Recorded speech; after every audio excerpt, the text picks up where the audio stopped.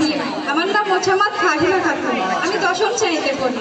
আজকের এই বিদায় অনুষ্ঠানে উপস্থিত আছেন সম্মানিত প্রধান অতিথি, সম্মানিত বিশেষ অতিথি, শ্রদ্ধেয় শিক্ষক অত্র বিদ্যালয়ের প্রাণপ্রিয় ভাই বোনেরা ও উপস্থিত সকলকে জানাই আমার সালাম। আসসালামু আলাইকুম। ওয়ালাইকুম আসসালাম। দুঃখ ও ভরাক্রান্ত মন নিয়ে বলতে হচ্ছে যে আজ আমাদের বড় ভাই বোনদের বিদায় অনুষ্ঠান।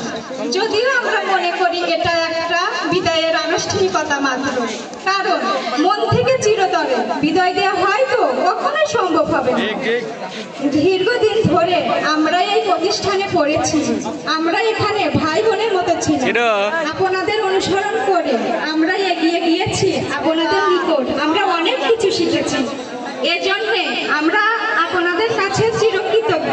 কিন্তু ইচ্ছে না থাকা সত্ত্বেও আপনাদেরকে আজ অত্র প্রতিষ্ঠান থেকে বিদায় দিতে হচ্ছে। এই বিদায় শব্দটি উচ্চারণ করতেই হৃদয় তোলপাড় করে উঠছে বারবার।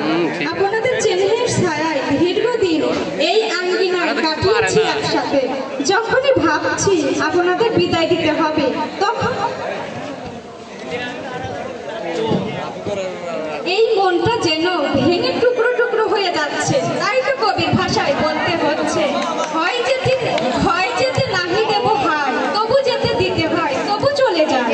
আজ শিক্ষা জীবনের একটি অধ্যায় সমাপ্ত